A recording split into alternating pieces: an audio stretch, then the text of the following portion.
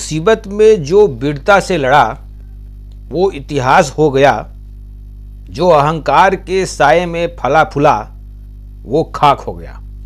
सभी लोगों को नमस्कार। सर्वप्रथम जितने भी ओपी सर जी के चैनल में जुड़े हैं उन सभी प्रतिभागियों का स्वागत एवं अभिनंदन करता हूं। आज हम भारतीय इतिहास सामान्य अध्ययन का वस्तुनिष्ठ प्रश्नों को हल करेंगे। अब हम डेस्कटॉप पर चलते हैं। पहला प्रश्न है, प्रथम बौद्ध संगीति का आयोजन हुआ था। इसमें ऑप्शन नंबर ए दिया है कुंडलवन कश्मीर, और ऑप्शन नंबर बी दिया है अशोक राम विहार पाटलिपुत्र, और ऑप्शन नंबर सी दिया है सप्तवर्णी गुफा राजगृह, और ऑप्शन नंबर डी दिया है वैशाली। तो इसका उत्तर होगा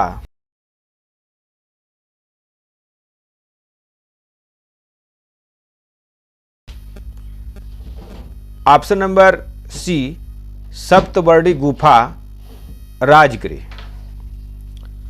प्रथम बौद्ध संगीति महाकश्यप की अध्यक्षता में लगभग 400 ईसा पूर्व राजगृह में आयोजित की गई थी। यह बुद्ध की मृत्यु के तुरंत बाद आयोजित की गई थी और इसका उद्देश्य बुद्ध की शिक्षाओं की शुद्धता बनाए रखना था। पहली बौद्ध संगीति राजा अजातशत्रु हर्यक राजवंश के संरक्षण में आयोजित की गई थी। अगला प्रश्न है,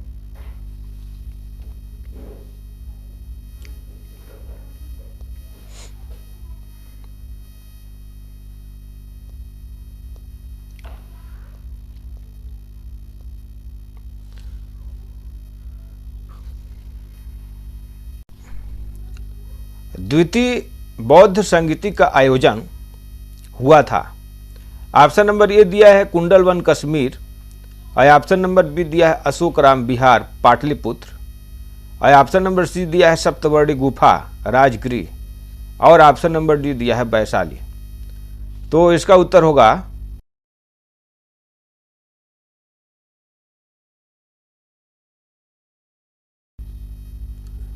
option number D Vaishali. Mahatma Buddha के परिनिर्वाण के अल्प समय के पश्चात से ही उनके उपदेशों को संग्रहित करने, उनका पाठ करने आदि के उद्देश्य से संगति की प्रथा चल पड़ी। इसे धम्म संगीति कहा जाता है। असंगति का अर्थ है साथ साथ गाना। इन संगतियों की संख्या एवं सूची अलग अलग संप्रदायों द्वारा अलग अलग बताई जाती है। द्वितीय बौद्ध संगीति वैशाली में 383 ईसा पूर्व में आयोजित की गई थी, और दूसरी बौद्ध परिषद राजा कालशोक के संरक्षण में आयोजित की गई और इसकी अध्यक्षता साबकामी ने की। कुल मिलाकर 6 बौद्ध परिषदें बुलाई गई। अगला प्रश्न है,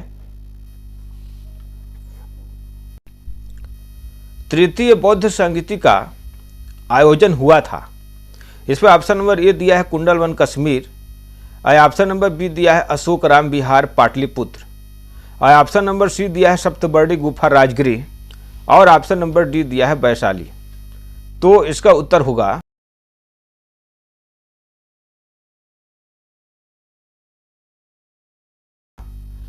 option number B Ashokaram Vihar Pataliputra. तृतीय बौद्ध संगीति का आयोजन 249 ईसा पूर्व में सम्राट अशोक के शासनकाल में पाटलिपुत्र में किया गया था। इस बौद्ध संगीति की अध्यक्षता तिस्र ने की थी। इसी संगति में अभिधम्म पिटक की रचना हुई और बौद्ध भिक्षुओं को विभिन्न देशों में भेजा गया। इनमें अशोक के पुत्र महेंद्र एवं पुत्री संघमित्रा को श्रीलंका भेजा गया था। महात्मा बुद्ध के निर्माण में 236 वर्ष बाद इस संगति का आयोजन हुआ। सम्राट अशोक के संरक्षण में तृतीय संगति 249 ईसा पूर्व में पाटलिपुत्र में हुई थी। इसकी अध्यक्षता प्रसिद्ध बौद्ध ग्रंथ कथावत्थु के रचयिता तिस मोग्गलीपुत्र ने की थी। विश्वास किया जाता है कि इस संगति में त्रिपिटक की अंतिम रूप प्रदान किया गया। यदि इसे सही मान लिया जाए कि अशोक ने अपना सारनाथ वाला स्तंभ लेख इस संगति के बाद उत्कीर्ण कराया था, तब यह मानना उचित होगा कि इस संगति के निर्णयों को इतने अधिक बौद्ध भिक्षुड़ियों ने स्वीकार नहीं किया कि अशोक को धमकी देनी पड़ी कि संध में फूट डालने वालों को कड़ा दंड दिया जाएगा। इस संगति के बाद भी भरपूर प्रयास किए गए कि सभी भिक्षुओं को एक ही तरह के बौद्ध संघ के अंतर्गत रखा जाए, किंतु देश और काल के अनुसार इनमें बदलाव आता रहा। अगला प्रश्न है,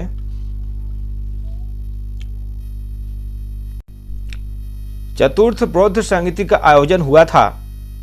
इसमें ऑप्शन नंबर ए दिया है कुंडलवन कश्मीर, और ऑप्शन नंबर बी दिया है Ashokaram Bihar Pataliputra, option number C दिया है सप्तबर्णी गुफा राजगिरी, और ऑप्शन नंबर डी दिया है वैशाली। तो इसका उत्तर होगा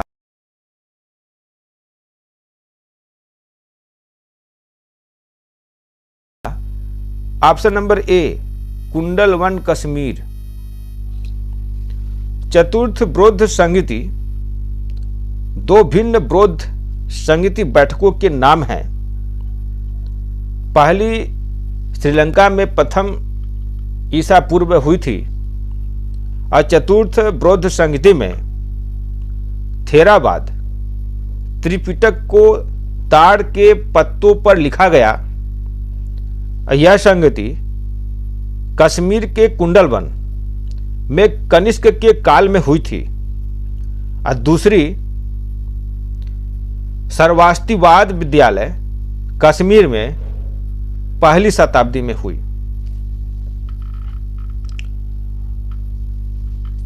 चौथी बौद्ध परिषद, यह कुषाण राजा कनिष्क के संरक्षण में कुंडलवन श्रीनगर में या उसके निकट माना जाता है।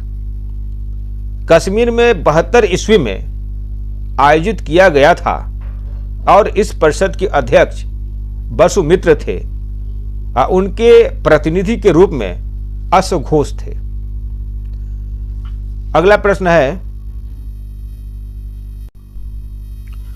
बौद्ध धर्म ग्रहण करने वाली पहली महिला कौन थी?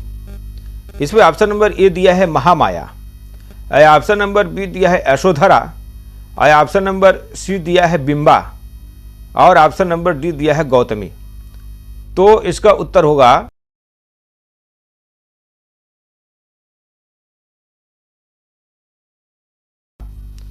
Option number D Gautami. Mahaprajapati Gautami बौद्ध संघ में प्रवेश करने वाली पहली महिला थी, और गौतम बुद्ध का जन्म 563 ईसा पूर्व में शाक्य गणराज्य की राजधानी कपिलवस्तु के पास लुम्बिनी में हुआ था। गौतम बुद्ध का बचपन का नाम सिद्धार्थ था, और उनका विवाह यशोधरा से हुआ। उनके पिता शुद्धोधन शाक्य के राजा थे, और महामाया देवी गौतम बुद्ध की मां थी। तो गौतम बुद्ध ने अपना पहला उपदेश सारनाथ बनारस में दिया था। कुशीनगर उत्तर प्रदेश में 80 वर्ष की आयु में महात्मा बुद्ध की मृत्यु हो गई। गौतम बुद्ध ने 29 वर्ष की आयु में अपना घर त्याग दिया और इस घटना को महाभिनिष्कर्ष कहा जाता है। गौतम बुद्ध ने अपने पहले गुरु आलार कलम से सांख्य दर्शन का ज्ञान प्राप्त किया था। बुद्ध ने वैशाख पूर्णिमा की रात आत्मज्ञान प्राप्त किया। जिस वृक्ष के नीचे सिद्धार्थ को ज्ञान प्राप्त हुआ था वह वृक्ष बोधि वृक्ष कहलाता है। अगला प्रश्न है,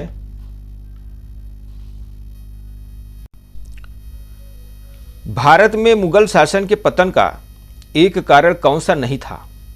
इसमें ऑप्शन नंबर ए दिया है सम्राटों की दुर्बलता, और ऑप्शन नंबर बी दिया है लोगों में राजनीतिक जागरूकता व राष्ट्रीयता की भावना का अभाव, और ऑप्शन नंबर सी दिया है स्वायत्त राज्यों का उदय, और ऑप्शन नंबर डी दिया है सेवा की क्षीण अवस्था और कुशल नेतृत्व का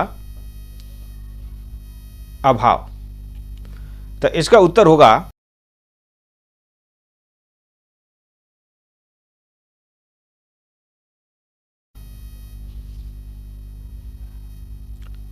ऑप्शन नंबर सी स्वायत्त राज्यों का उदय। औरंगजेब की धार्मिक नीति भी मुगलों के पतन हेतु काफी हद तक उत्तरदायी थी, और जिसके कारण राजपूतों, सिखों, जाटों और मराठों ने विद्रोह किया। औरंगजेब की दक्खन नीति पूरी तरह विफल रही और मुगल साम्राज्य के पतन का एक महत्वपूर्ण कारण थी। ईरानी राज्यों के आक्रमण ने मुगल सम्राट को अत्यंत कमजोर कर दिया। अगला प्रश्न है प्रश्न नंबर 7, 1767 से 69 में, यानी 1767 से 1769 में हुए आंग्ल मैसूर युद्ध के समय बने त्रिकूट में निम्न में से कौन एक शामिल नहीं था? इसमें ऑप्शन नंबर ए दिया है ट्रावनकोर का राजा, और ऑप्शन नंबर बी दिया है निजाम, और ऑप्शन नंबर सी दिया है मराठा, और ऑप्शन नंबर डी दिया है अंग्रेज। तो इसका उत्तर होगा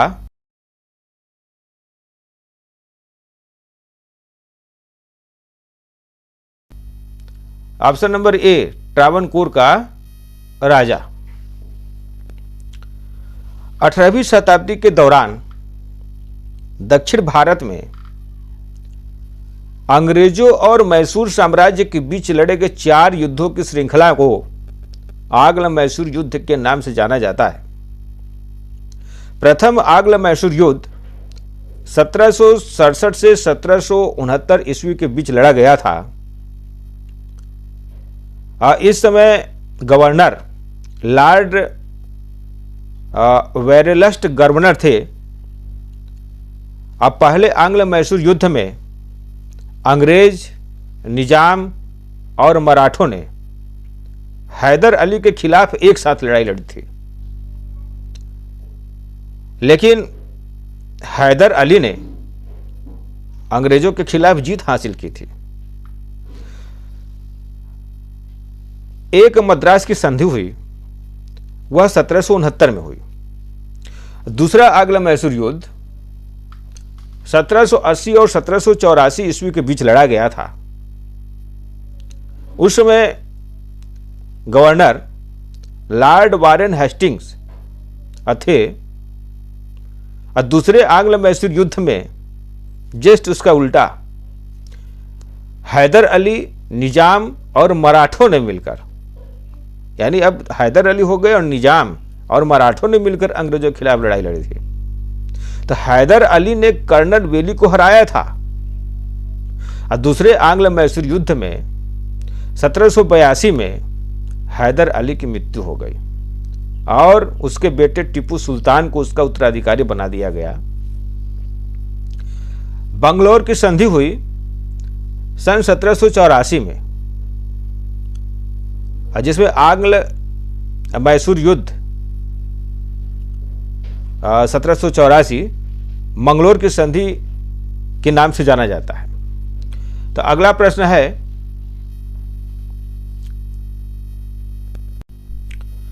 जाटों का प्लेटो कौन कहा जाता है? इसमें ऑप्शन नंबर ए दिया है राजाराम, और ऑप्शन नंबर बी दिया है चूड़ामल, और ऑप्शन नंबर सी दिया है सूरजमल, और ऑप्शन नंबर डी दिया है बदन सिंह। तो इसका उत्तर होगा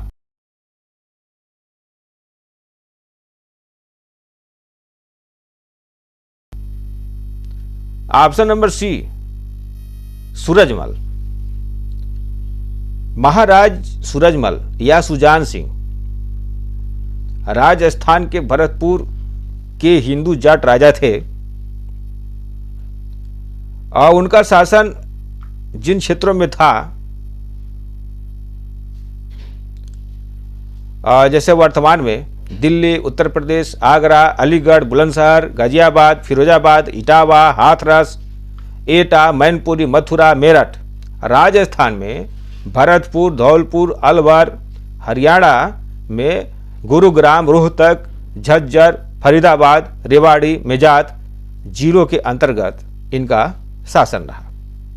तो राजा सूरजमल में वीरता, धीरता, गंभीरता, उदारता, सतर्कता, दूरदर्शिता, सूझबूझ, चातुर्य और राज मर्मज्ञता का सुखद संगम सुशोभित था। तो मेल मिलाप और सह अस्तित्व तथा समावेशी सोच को आत्मसात करने वाली भारतीयता के ये सच्चे प्रतीक थे। राजा सूरजमल के समकालीन एक इतिहासकार ने उन्हें जाटों का प्लेटो कहा जाता है। इसी तरह एक आधुनिक इतिहासकार ने उनकी स्पष्ट बुद्धि और स्पष्ट दृष्टि को देखते हुए उनकी तुलना ओडिशा से की थी। अगला प्रश्न है,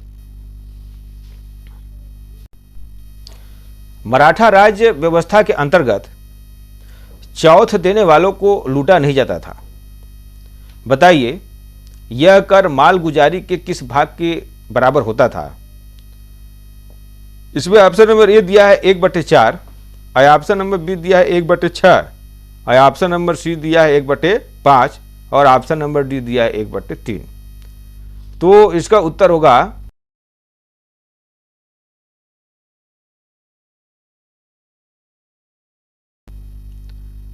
ऑप्शन नंबर ए 1/4। चौथ 17वीं और 18वीं शताब्दी में 1/4 राजस्व प्राप्ति को कहा जाता था। यह भारत में एक जिले की राजस्व प्राप्ति या वास्तविक संग्रहण की 1/4 उगाही थी। यह कर यानी शुल्क ऐसे जिलों में लिया जाता था जहां मराठा मार्गाधिकार या स्वामित्व चाहते थे। यह नाम संस्कृत शब्द से लिया गया है जिसका अर्थ है 1/4। तो व्यवहारिक रूप में चौथ अक्सर हिंदू या मुसलमान शासकों द्वारा मराठों को खुश करने के लिए दिया जाने वाला एक शुल्क था, ताकि मराठे उनके प्रांत में उपद्रव न करें या उनके जिले में घुसपैठ से दूर रहें। तो मराठों का दावा था कि इस भुगतान के बदले में वे दूसरों के आक्रमणों से उनकी रक्षा करते थे। लेकिन बहुत कम हिंदू या मुसलमान राजा चौथ के भुगतान को इस नज़र से देखते थे। चूंकि शासक पूरा राजस्व वसूलने की कोशिश कराते थे, इसलिए नियमित राजस्व की मांग के साथ इस भार से जुड़ने से इसे दमनकारी माना जाता था। इसके फलस्वरूप भारत में हिंदू और मुसलमान दोनों ही मराठों की लोकप्रियता घटी। अगला प्रश्न है, किस मुगल सम्राट ने 1857 की स्वतंत्रता संग्राम का नेतृत्व ग्रहण किया था? इसमें ऑप्शन नंबर ए दिया है आलम शाह, और ऑप्शन नंबर बी दिया है बहादुर शाह जफर, और ऑप्शन नंबर सी दिया है बहादुर शाह प्रथम, और ऑप्शन नंबर डी दिया है शाह आलम। तो इसका उत्तर होगा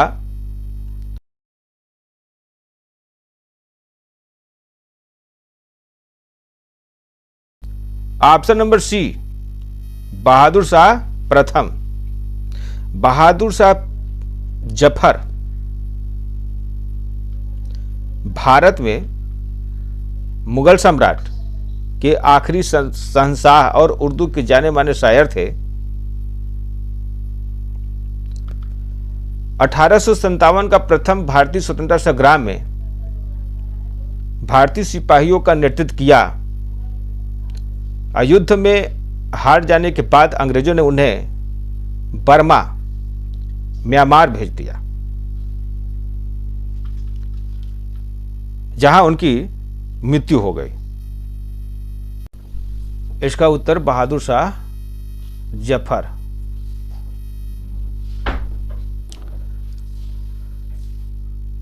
किस मुगल सम्राट ने 1857 की स्वतंत्रता संग्राम का नेतृत्व ग्रहण किया था? तो इसका उत्तर होगा बहादुर शाह जफर। अगला प्रश्न है जिसका उत्तर आप लोग कमेंट बॉक्स में देंगे। प्रश्न है, बुद्ध के प्रारंभिक अनुयायियों में सर्वाधिक संख्या किसकी थी? इसमें ऑप्शन नंबर ए दिया है क्षत्रियों की, ऑप्शन नंबर बी दिया है ब्राह्मणों की, ऑप्शन नंबर सी दिया है वैश्यों की, और ऑप्शन नंबर डी दिया है शूद्रों की। तो इसका उत्तर आप लोग कमेंट बॉक्स में देंगे। आज का प्रश्न यहीं तक। यदि यह श्रृंखला आपको पसंद आया है तो लाइक, कमेंट, शेयर और सब्सक्राइब अवश्य करें। धन्यवाद। जय हिंद, जय भारत।